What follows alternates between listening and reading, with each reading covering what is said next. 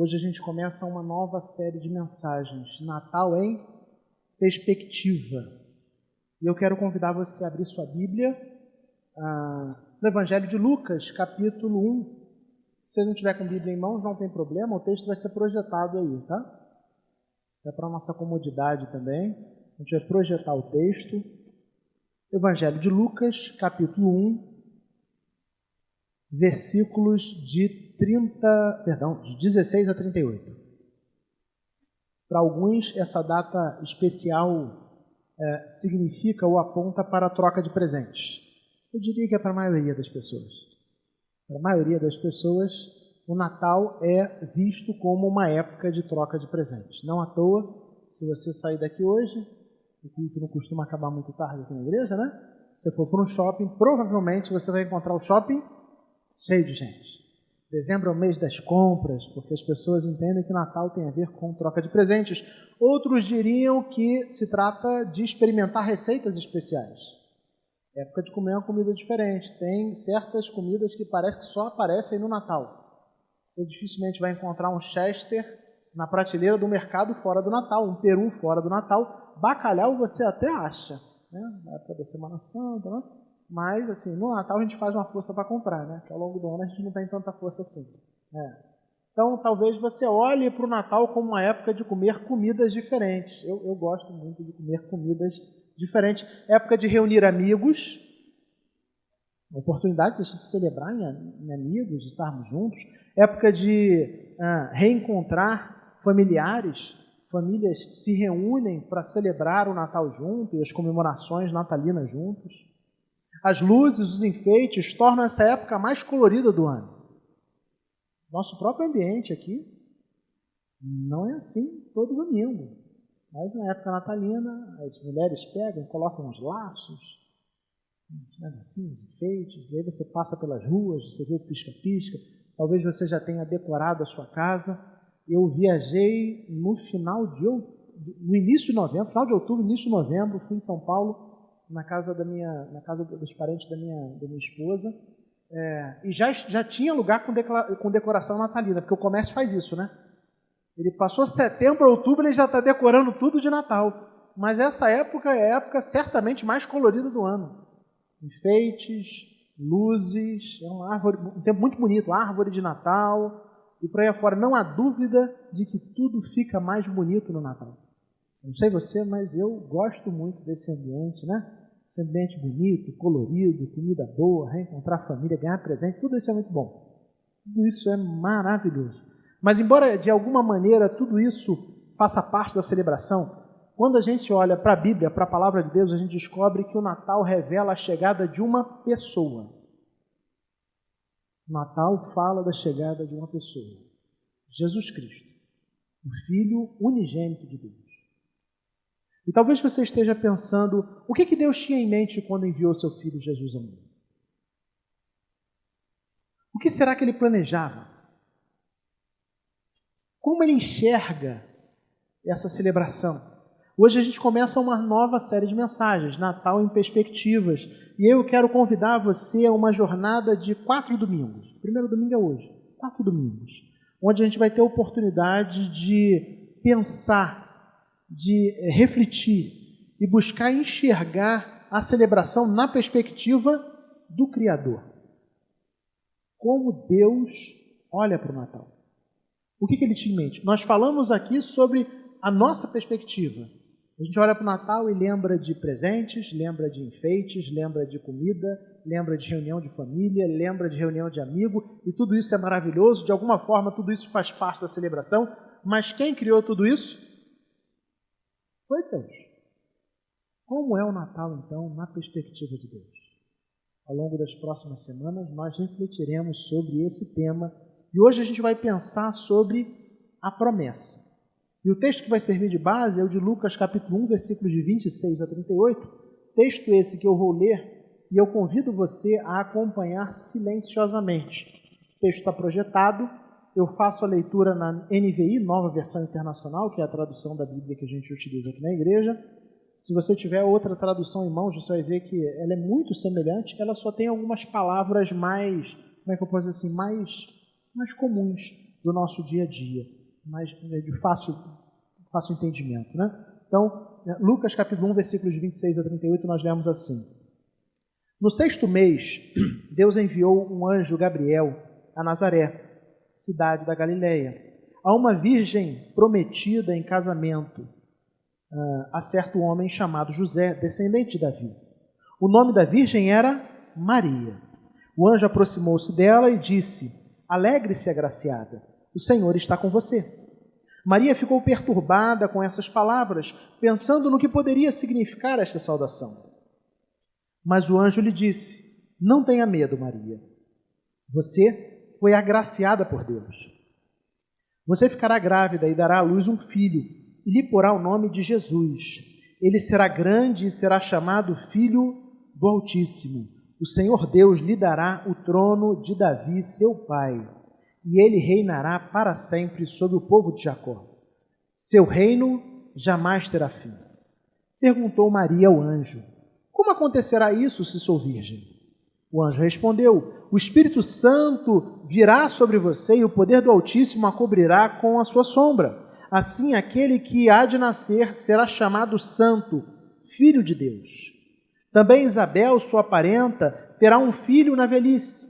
Aquela que diziam ser estéril já está em seu 6º mês de gestação, pois nada é impossível para Deus. Respondeu Maria: Sou serva do Senhor, que aconteça comigo conforme a tua palavra. Então o anjo a deixou. Amém. Deus nos abençoe na reflexão sobre a sua palavra. O texto que nós lemos começa dizendo no 6º mês. E aí, se a gente parte daí, a gente não entende o que está acontecendo. Se tratava do 6º mês de gestação de Isabel, prima de Maria. Então, Isabel, prima de Maria, estava no 6º mês de gravidez. Os versículos anteriores ao que nós lemos, você pode ler depois com mais calma em casa, no início do capítulo 1 do Evangelho de Marcos, eles contam para a gente que meses antes, um outro anjo, foi enviado ao sacerdote Zacarias, marido de Isabel, para anunciar que Isabel estava grávida, para anunciar que Isabel estava grávida. As boas novas foram recebidas por aquele homem de Deus com certa descrença. O versículo 18 de Lucas 1 destaca exatamente isso, quando ele diz assim, Lucas 1,18, Zacarias perguntou ao anjo: Como posso ter certeza disso? Sou velho e minha mulher é de idade avançada. E aí, mais à frente, o próprio anjo fala que Zacarias não reagiu com crença, mas reagiu com descrença diante daquilo que o anjo proclamou. Então, quando Zacarias ouve o anjo dizer para ele que Isabel, sua esposa, estava grávida, ele naturalmente fala assim: como é que isso é possível? Eu já sou velho, ela também é velha, e mais, ela é estéril. Nós tentamos a vida toda. Esse é um sonho antigo nosso, mas até hoje nada aconteceu. Como isso pode acontecer? Então, aquele homem de Deus recebe essas boas notícias, essas boas novas trazidas pelo anjo, com descrença. Eles eram avançados em idade e a sua esposa era estéril. E a gente precisa ter essa informação em mente para olhar de uma maneira um pouquinho mais detalhada para o texto que nós acabamos de ler. Lembrando que existe uma promessa de que Isabel estava grávida, né? Uma fala, né, de que Isabel estava grávida, e de que Zacarias, sacerdote do Senhor, homem temente a Deus, reagiu a essa afirmação, essa informação, essa boa notícia, com certa descrença. E com essa informação em mente, a gente chega aos versículos que vão ser base da nossa reflexão, e nele a gente encontra a história de uma outra gravidez. Agora já não é mais a gravidez de Isabel, é a gravidez de Maria, uma jovem judia, que o texto diz para a gente que era virgem e que estava prometida em casamento a José, ou seja, ela era noiva de José. Naquele contexto, esse já era um compromisso praticamente insolúvel. O noivado já era um pré-casamento. A única coisa que faltava era realmente o noivo marcar de pegar a noiva na casa para que eles pudessem celebrar as núpcias. E aí o casamento era consumado, mas o noivado já era considerado um compromisso real de casamento. Era nesse estágio que Maria e José se encontravam. Tanto é que na cultura judaica, de acordo com o Antigo Testamento, uma mulher que fosse surpreendida, né? Uma mulher, alguém que se relacionasse com outra pessoa estando noivo, era vista como adúltera, como tivesse infidelidade conjugal mesmo. E era tratada de igual forma de acordo com a lei do Antigo Testamento. Adultério no Antigo Testamento dava apedrejamento, né? Bem leve. Então, Maria estava prometida em casamento a José. E aí o Evangelho de Lucas nos conta que Deus enviou um anjo, o anjo Gabriel, a essa moça, para fazer-lhe um anúncio especial. Nas Escrituras, toda vez, ou normalmente, quando as pessoas encontram com anjo, primeiro assim, isso é raro, poucas são as pessoas nas Escrituras que encontraram com anjo. Aconteceu algumas vezes? Aconteceu, mas é um evento bastante raro. E via de regra, quando a pessoa encontrava com anjo, ela não ficava muito feliz com isso, não. Normalmente ela reagia bem amedrontada. No Evangelho de Lucas, capítulo 1, nós temos duas pessoas que se encontram com anjo. Afinal de contas, esses são eventos que narram, né, que marcam, que estão em volta do nascimento, do principal acontecimento da história, o nascimento de Cristo Jesus. E aí esse evento é, de certa forma, anunciado por dois encontros de pessoas com anjo. E essas duas pessoas aqui no Evangelho de Lucas, capítulo 1, elas têm reações muito semelhantes. Zacarias fica tomado por medo, lá no versículo 12. Ele fica tomado por medo diante dessa ideia de se encontrar com anjo. E aí no texto nós lemos, no versículo 29, é Maria que fica também perturbada com a ideia de se encontrar com anjo. Ela fica amedrontada, afinal de contas, o que isso quer dizer? Não é uma experiência natural. Não é algo corriqueiro, era algo raro até para os tempos bíblicos, por isso profundamente perturbador. Tanto Zacarias, um sacerdote temente a Deus, como Maria, uma mulher, uma jovem mulher temente a Deus, ficaram um pouco perturbados e amedrontados com esses encontros que eles tiveram com anjos, narrados aqui no Evangelho de Lucas, capítulo 1. Mas que anúncio foi esse? Afinal de contas, o que o anjo Gabriel veio dizer a Maria? Na verdade, se tratava de uma maravilhosa promessa, como a gente lê nos versículos de 30 a 33. E a gente vai ler novamente, você presta atenção no que vai dizer a palavra de Deus. O anjo, porém, lhe disse: não tenha medo, Maria, pois você foi agraciada por Deus. Você ficará grávida e dará à luz um filho, e lhe porá o nome de Jesus. Ele será grande e será chamado Filho do Altíssimo. O Senhor Deus lhe dará o trono de Davi, seu pai, e ele reinará para sempre sobre o povo de Jacó.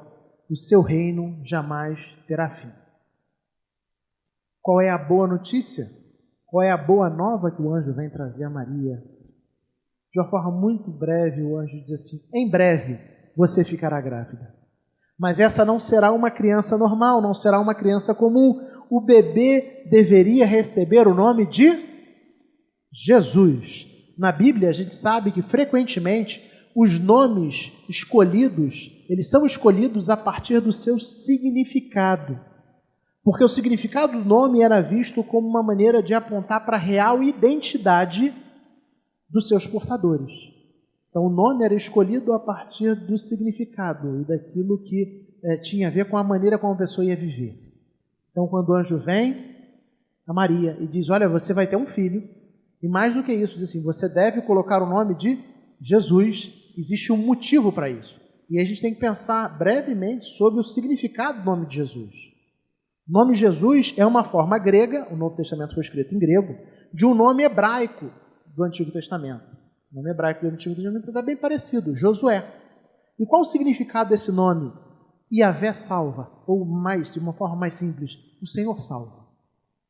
O nome de Jesus, então, já apontava para a ideia de que Deus é aquele que salva.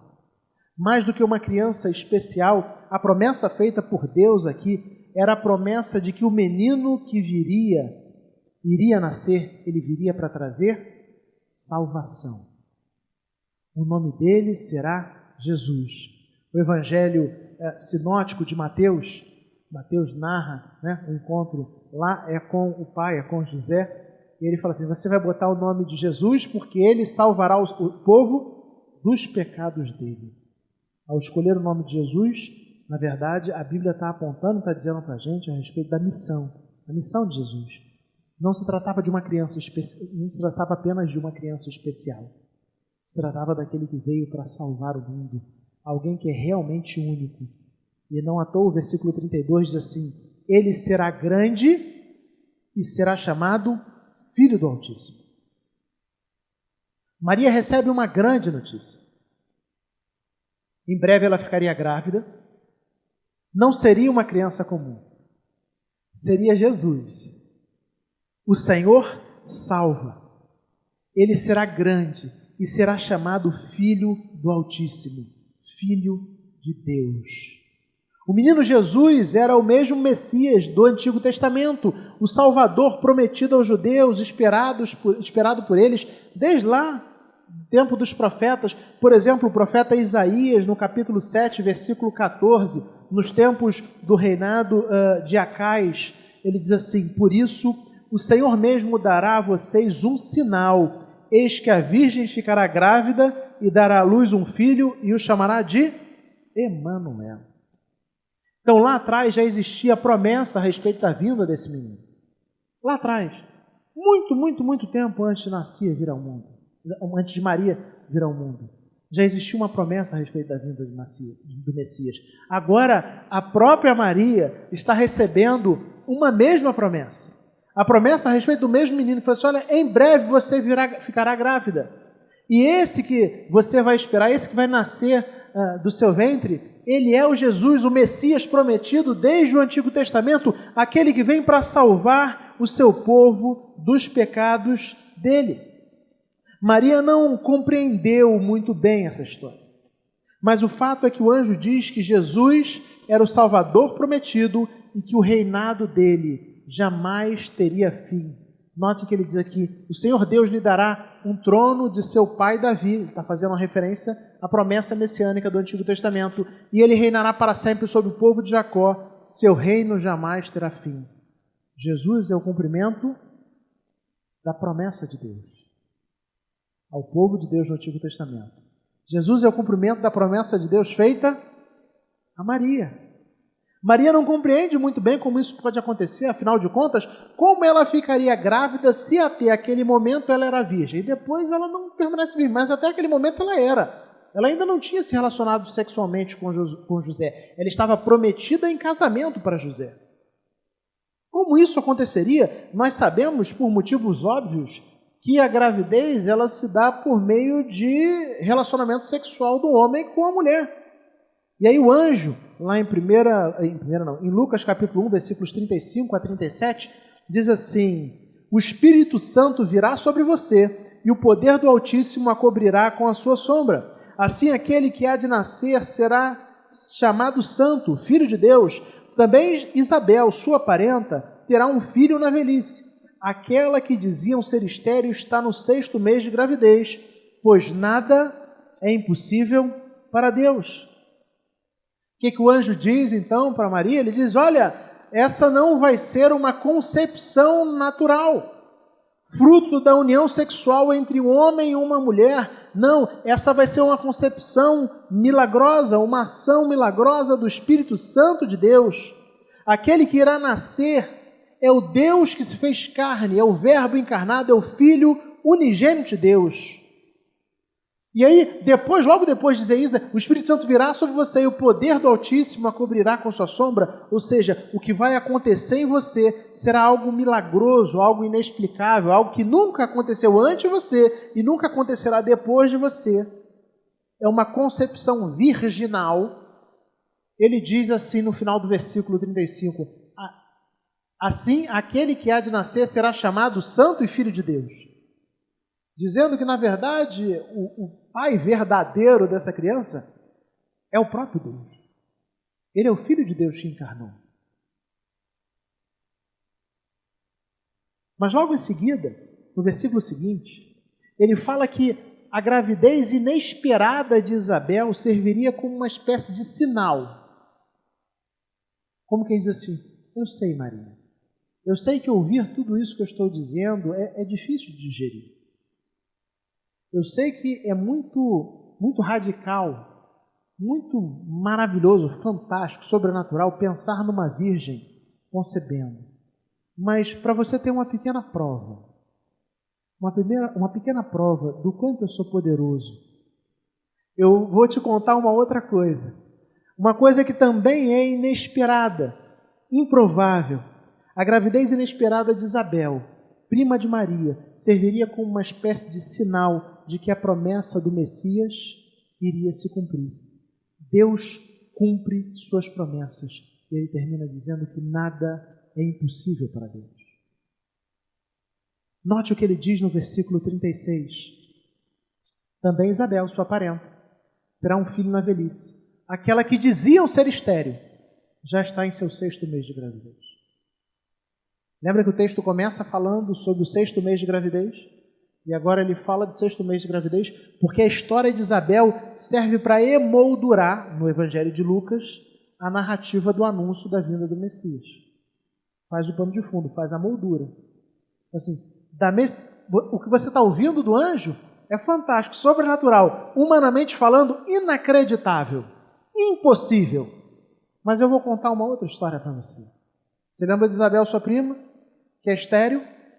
Você lembra que ela e Zacarias já são avançados em idade? Pois é, aquela que diziam ser estéril já está em seu 6º mês de gravidez. Ou seja, a gravidez de Isabel serviria como uma espécie de sinal, de anúncio daquilo que Deus iria fazer agora em Maria. E aí a reação de Maria, ela é maravilhosa, maravilhosa. Quando ela ouve e percebe que Deus sempre cumpre as suas promessas e que nada, como o versículo 37 diz para a gente, termina dizendo, nada é impossível para Deus.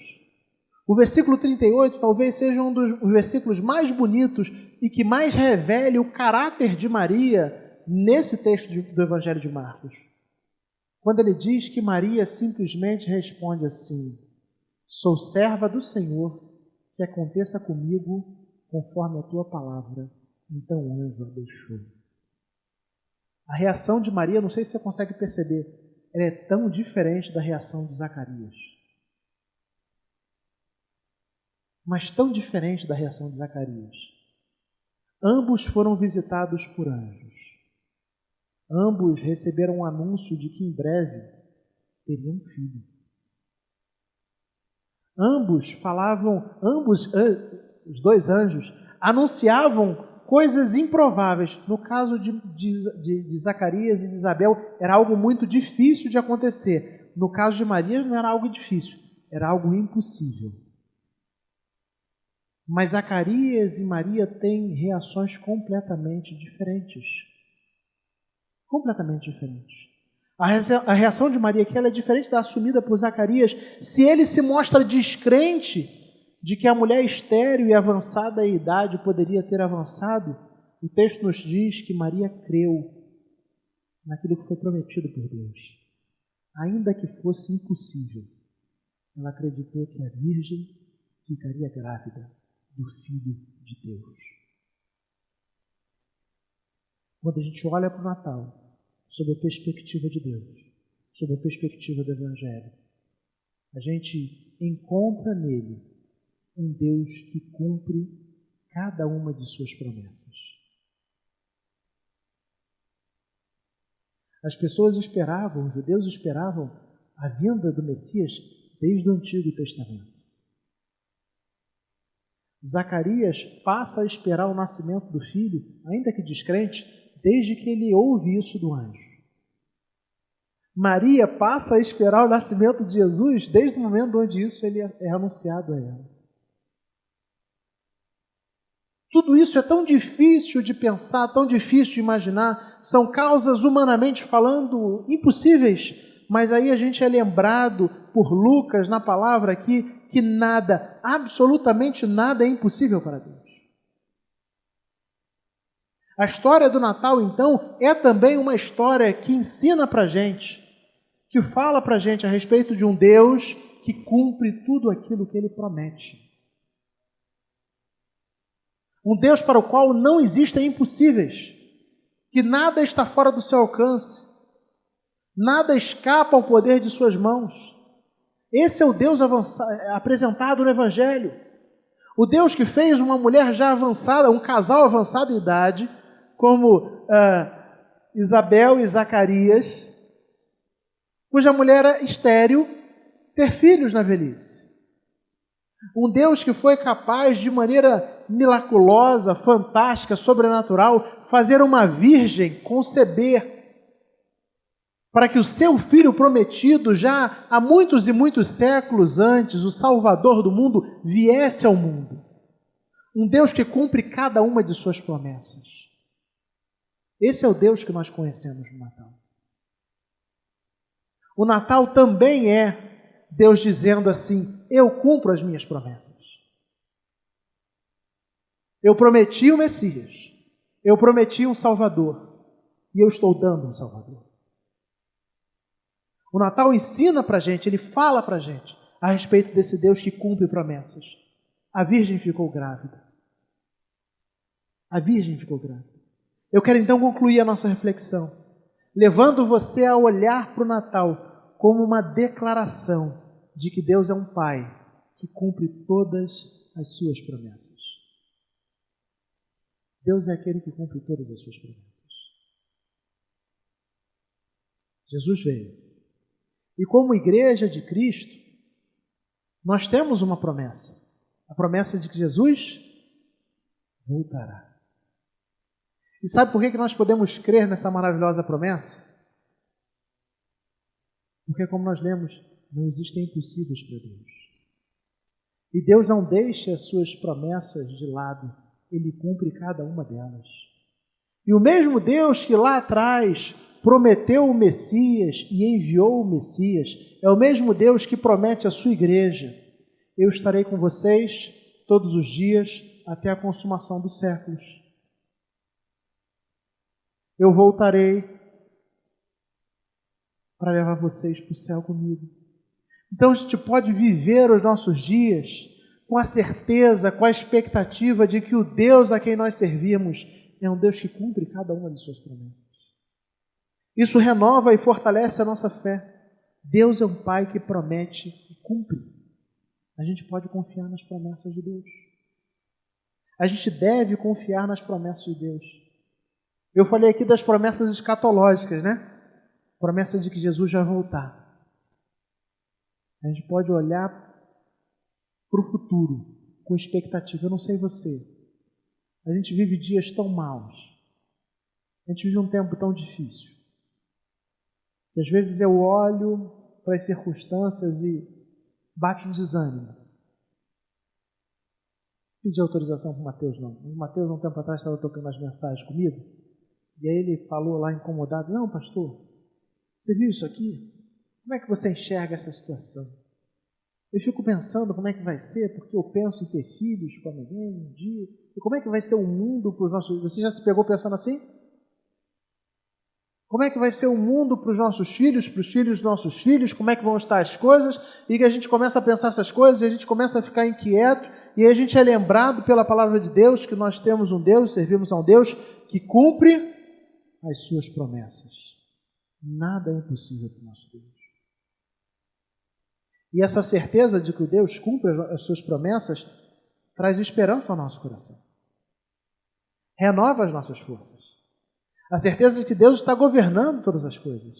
E que no tempo oportuno, Ele é aquele que pega e interfere na história e muda as coisas.